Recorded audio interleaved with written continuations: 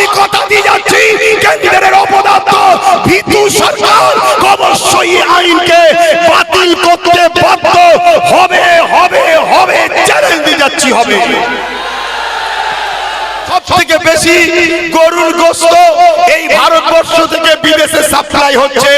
সেখানে বড় বড় কোম্পানি আছে, যে কোম্পানির মালিক সব অমুসলিম। সেখানে গোহত্যা হলে সেখানে সমস্যা হয় না। মুসলমান, তোমার ঘরে গরুর গোশত আছে কি নাই পরের কথা, তোমাকে গোহত্যার নামে গো ভক্তরা বারবার হত্যা করছে এই ভারতে। আপনার 5 মিনিটের আজানের বিরুদ্ধে অনেক বড় বড় সেলিব্রিটিরা নানা রকম বিবৃতি দেয় না। আপনি তো সেদিকে চলে গেছে সব। তুমি কি বুঝতে পারছো না? আজকে তুমি চতুর্দিকে তাকিয়ে দেখো, তোমার বাড়াইপুরেতে তোমার মসজিদের মধ্যে ঢুকে তোমার মসজিদের ইমামের জায়গায় প্রসাদ করা হচ্ছে, তাকে পরের দিন জামিন করে ছেড়ে দেওয়া হচ্ছে। তুমি কি এখনো বুঝতে পারছো না?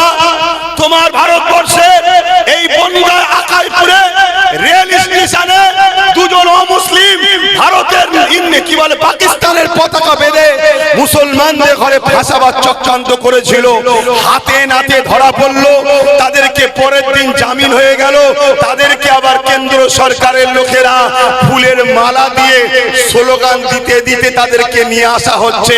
তুমি কি বুঝতে পারছো না যে তোমাদের বিরুদ্ধে যারাই ষড়যন্ত্র করবে তাদেরকে এই দেশে পুরস্কৃত করা হবে, যারা তোমাদের পক্ষে দাঁড়াবে তাদেরকে এই দেশে বিভিন্ন মিথ্যা কেসে ভরে দেওয়া হবে, আর যারা তোমাদেরকে হত্যা করবে তাদেরকে রাজস্থানের মতো জায়গায় যে আফলাজুলকে হত্যা করেছিল তাকে এমএলএ টিকিট দেওয়া হয়েছিল। তোমরা কি বুঝতে পারছো না?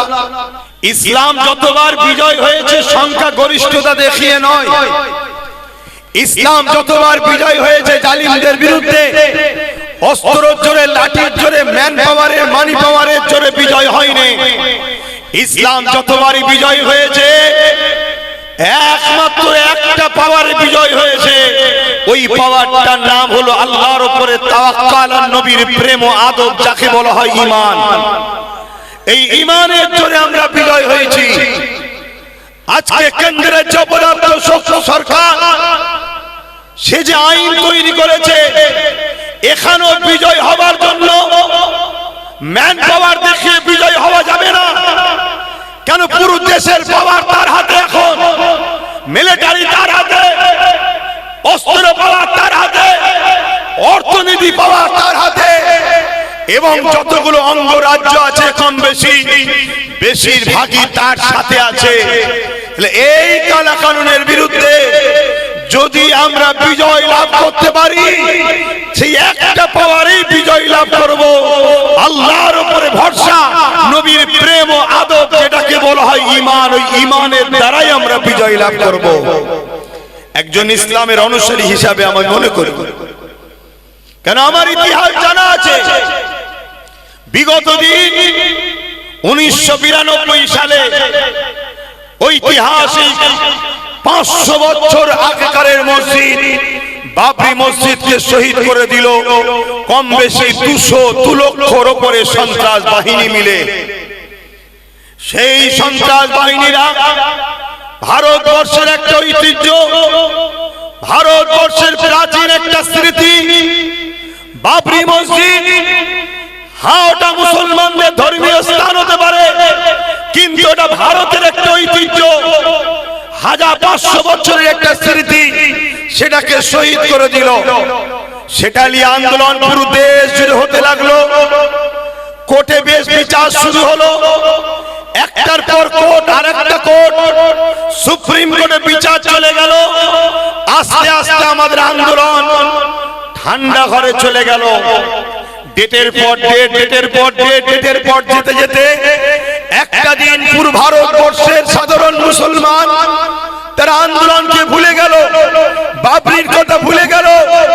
শুধু 6 ডিসেম্বর এলে কালা দিবস পালন করে, তাও নিজে ছোট ছোট করে। সুপ্রিম কোর্ট ঠিক টাইমে, ঠিক সময়ে সুপ্রিম কোর্টকে সম্মান দেওয়া এটা আমার দায়িত্ব, সুপ্রিম কোর্টকে আস্থা রাখা এটা আমার দায়িত্ব। সুপ্রিম কোর্টের বিচারক যিনারা হয় তিনারা তো মানুষই, তিনাদেরও জীবন জীবিকা রুজি পরিবার সন্তান আছে।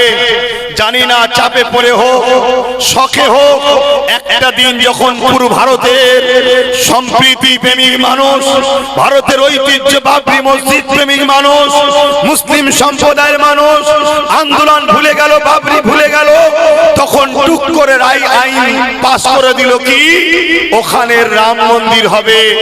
কেন? আমরা ঘুমিয়ে পড়েছিলাম তাই।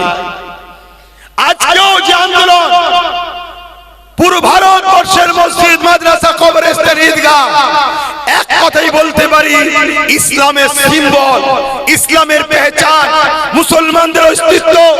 আমরাই ভারতবর্ষে হাজার হাজার বছর আছি, তার প্রমাণ দিচ্ছে কেরলের চিরামান মসজিদ 1400 বছর বয়স যে মসজিদের। আমরাই ভারতবর্ষে হাজার হাজার বছর আছি, তার প্রমাণ দিচ্ছে গুজরাটের 13 বছরের মসজিদ, 1300 বছরের মসজিদ। আমরা ভারতবর্ষে হাজার হাজার বছর আছি, তার প্রমাণ দিচ্ছে এই ভারতবর্ষের হাজার হাজার মসজিদ মাদ্রাসা এবং আমাদের ঐতিহাসিক পুরাতন কবরস্থানগুলো। এগুলোর মূল লক্ষ্য কি? এগুলোর মূল লক্ষ্য হলো মুসলমানদের ঘরে ভারতের নাগরিকত্ব কেড়ে নেওয়া, মুসলমানদের ঘরে ডিভোটার করা, মুসলমানদের ঘরে এই জায়গায় নিজেতে গেলে আগে মুসলমানদের হাজার হাজার বছরের প্রাচীন ঐতিহ্য স্মৃতি যেটা প্রমাণ দিচ্ছে মুসলমান স্বাধীনতার পরে বাংলাদেশ ভারত থেকে আসে না, মুসলমান এদেশে হাজার হাজার বছর ছিল, তার প্রমাণ দিচ্ছে ওই চিরামান মসজিদ, ওই গুজরাটের মসজিদ, ওই আমার এলাকার 500 বছরের, আপনার এলাকার 300 বছরের শাহী মসজিদ। প্রমাণ দিচ্ছে এই বসিরহাটে 300 বছর ধরে মুসলমান আছে, মসজিদটা প্রমাণ দিচ্ছে।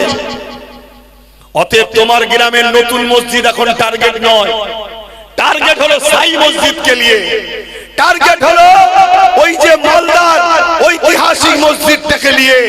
এগুলোকে মুছে দিতে পারলেই তবেই তো বলা যাবে তোমরা অন্য দেশ থেকে এসেছো, এদেশে আছো, খাটো, খাও, কিন্তু তোমরা ভোটার অধিকার পাবে না।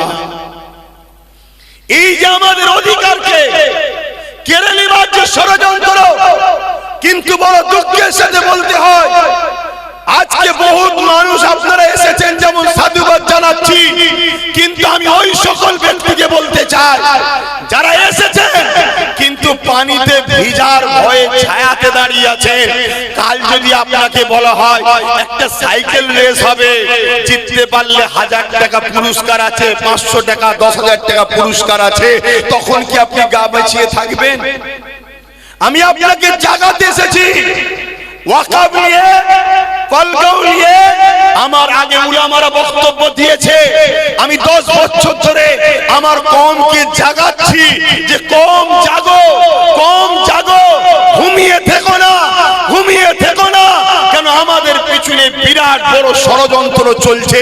সেই ষড়যন্ত্রের মূল কথা হলো দুটো, ভারতে ইসলাম রাখবো না, আর ভারতে মুসলমানরা যদি থাকে ইসলাম ছাড়া থাকতে হবে। আপনারা কি থাকতে রাজি আছেন ইসলাম ছাড়া? আপনাদের তো সেদিকে নিয়ে চলে গেছে, আপনাদেরকে সে জায়গায় পৌঁছে দেওয়া হয়েছে। 14 দিন 15 দিন ধরে রোড বন্ধ করে গান বাজনা হয়, সেখানে সমস্যা কেউ আপত্তি করে না। আপনার 5 মিনিটের আজানের বিরুদ্ধে অনেক বড় বড় সেলিব্রিটিরা নানা রকম বিবৃতি দেয় না। আপনি তো সেদিকে চলে গেছে। সব থেকে বেশি গরুর গোশত এই ভারতবর্ষ থেকে বিদেশে সাপ্লাই হচ্ছে। সেখানে বড় বড় কোম্পানি আছে, যে কোম্পানির মালিক সব অমুসলিম। সেখানে গোহত্যা হলে সেখানে সমস্যা হয় না। মুসলমান, তোমার ঘরে গরুর গোশত আছে কি নাই পরের কথা, তোমাকে গোহত্যার নামে গো ভক্তরা বারবার হত্যা করছে এই ভারতে। তুমি কি বুঝতে পারছো না? আজকে তুমি চতুর্দিকে তাকিয়ে দেখো, তোমার বাড়াই পড়েতে, তোমার মসজিদের মধ্যে ঢুকে তোমার মসজিদের ইমামের জায়গায় প্রসাদ করা হচ্ছে, তাকে পরের দিন জামিন করে ছেড়ে দেওয়া হচ্ছে। তুমি কি এখনো বুঝতে পারছো না? তোমার ভারতবর্ষের এই বনগাঁ আকাইপুরে রেল স্টেশনে দুজন হিন্দে কি বলে পাকিস্তানের পতাকা বেঁধে মুসলমানদের ঘরে ফাঁসাবার চক্রান্ত করেছিল, হাতে নাতে ধরা পড়লো, তাদেরকে পরের দিন জামিন হয়ে গেল। তাদেরকে আবার কেন্দ্র সরকারের লোকেরা ফুলের মালা দিয়ে স্লোগান দিতে দিতে তাদেরকে নিয়ে আসা হচ্ছে। তুমি কি বুঝতে পারছো না যে তোমাদের বিরুদ্ধে যারাই ষড়যন্ত্র করবে তাদেরকে এই দেশে পুরস্কৃত করা হবে, যারা তোমাদের পক্ষে দাঁড়াবে তাদেরকে এই দেশে বিভিন্ন মিথ্যা কেসে ভরে দেওয়া হবে, আর যারা তোমাদেরকে হত্যা করবে তাদেরকে রাজস্থানের মতো জায়গায় যে আফরাজুলকে হত্যা করেছিল তাকে এমএলএ টিকিট দেওয়া হয়েছিল। তোমরা কি বুঝতে পারছো না? আমরা তো এই 10 বছর ধরে জাগাচ্ছি।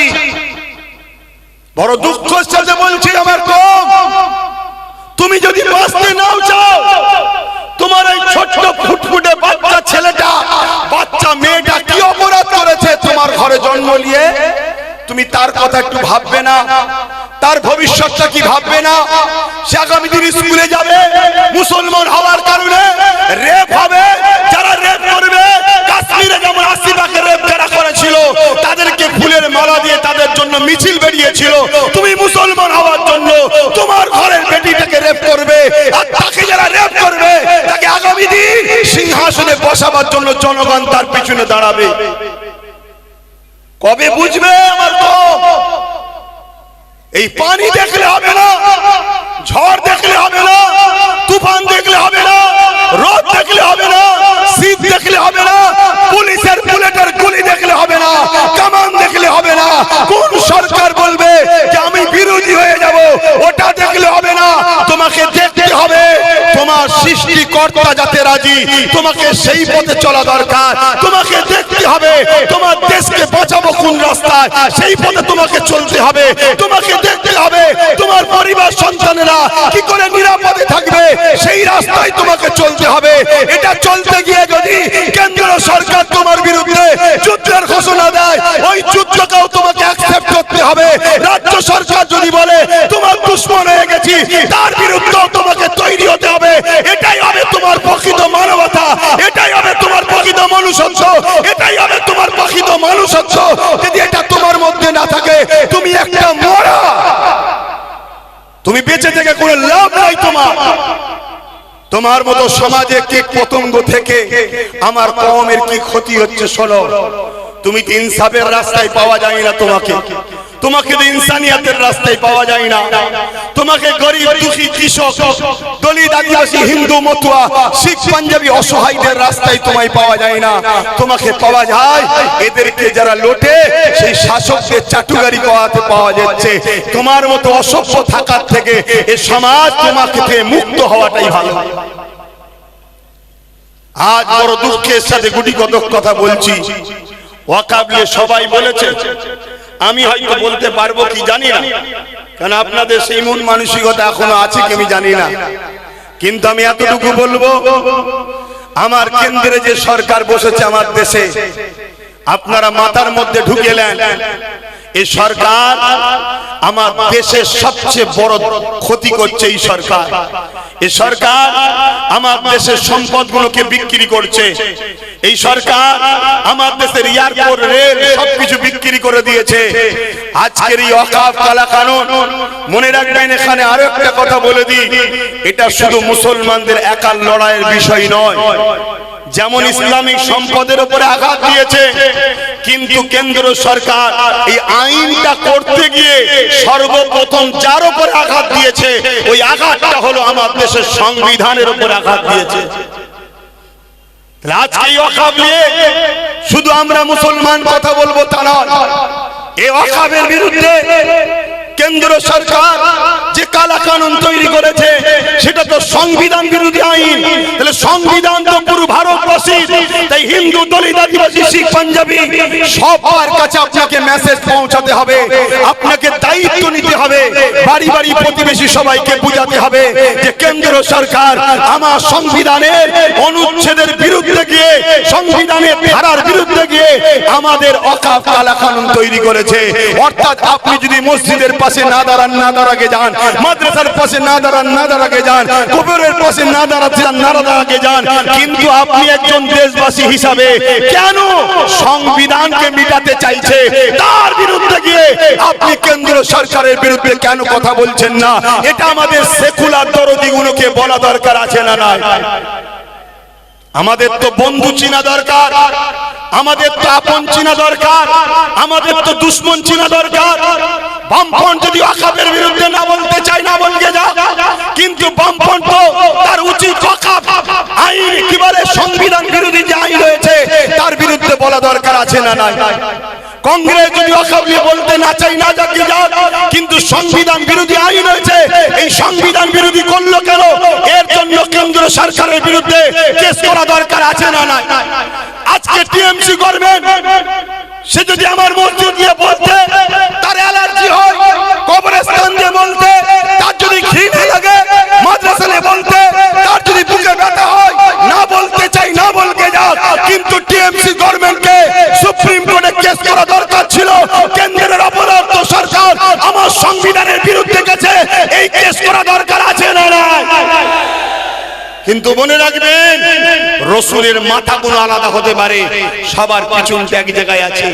তাই সংবিধান বিরোধী হচ্ছে, হচ্ছে যা, কিন্তু শেষ করছে তো মুসলমানদের।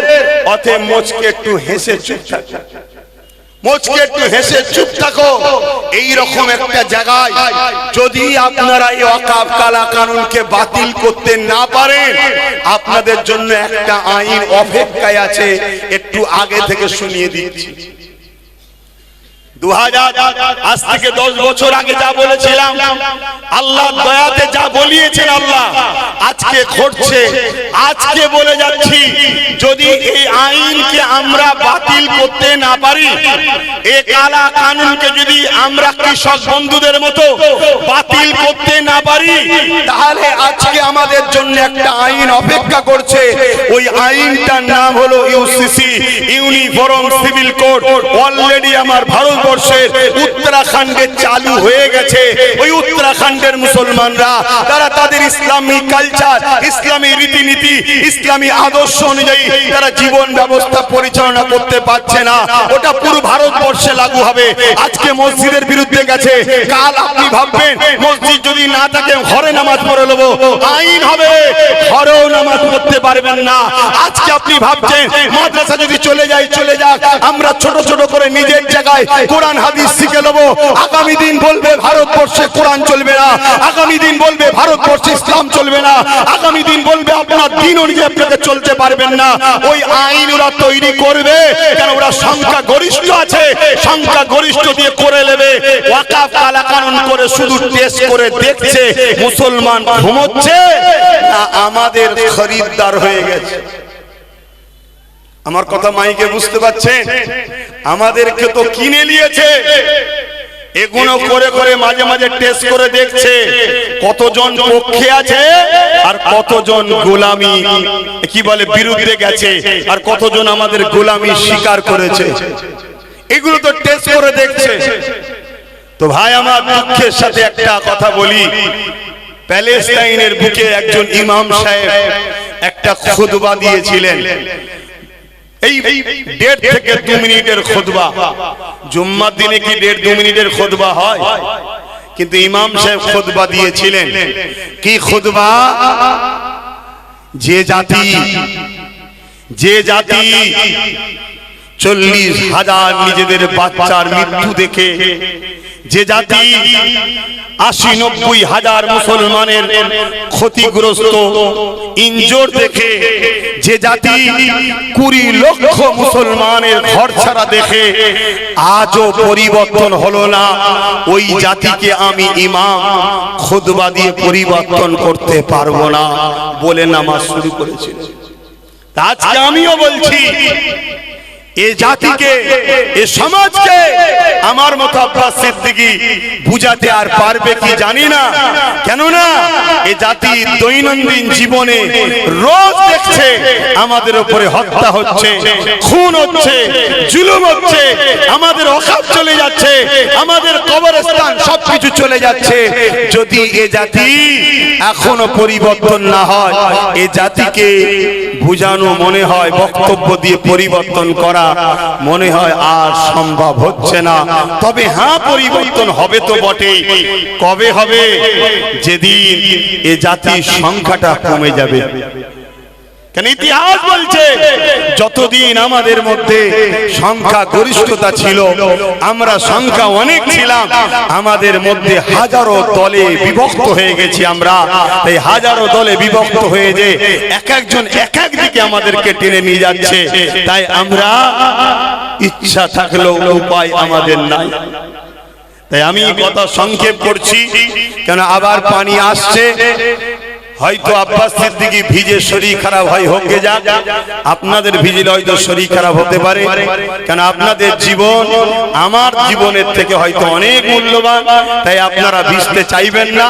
তাই আমি সংক্ষেপ করে এতটুকু বলি, এই ওয়াকফ কালা কানুনকে যদি সত্যি আমরা পরিবর্তন করতে চাই, তাহলে নম্বর 1 হলো যে কথা প্রথমে আসলো, কৃষক বন্ধুদের মতো আন্দোলন করতে হবে। কৃষকদের সংখ্যা মাত্র 2%। কত পার্সেন্ট? 2%। সেই কৃষক পাঞ্জাবের 2% শিখ পাঞ্জাবি ভাইয়েরা তারা আন্দোলন যে দেখিয়েছে, সেই আন্দোলন অনুযায়ী আমাদেরকে আন্দোলন করতে হবে। তাদের আন্দোলন ছিল ঝড়েতে, তাদের আন্দোলন ছিল রোদেতে, তাদের আন্দোলন ছিল পানিতে, তাদের আন্দোলন ছিল রাতেতে, তাদের আন্দোলন ছিল দিনেতে, তাদের আন্দোলন ছিল 24 ঘন্টা রাস্তার উপরে। তাদের আন্দোলনে কাঁদুনি গ্যাস ছোড়া হয়েছে, তাদের আন্দোলনে বুলেটের গুলি কেন্দ্র সরকার চালিয়েছে, তাদের আন্দোলনে নিজের পাশে অনেক ভাই খুন হয়ে গেছে, রক্তরতা লাশ পড়ে গেছে। এত কিছু দেখার পরও তারা মাসকে মাস আন্দোলন চালিয়েছে। তাদের একটাই কথা ছিল, কৃষক কালা কানুন বাতিল করতে হবে। যদি আগামী দিন আমরা এই বর্ষার দিনে এইভাবে যদি আন্দোলন করতে শুরু করি, এই আন্দোলনকে যদি আমরাও বলি, আগামীতে রোদ আসলেও হবে, রাত আসলেও হবে, দিন আসলেও হবে,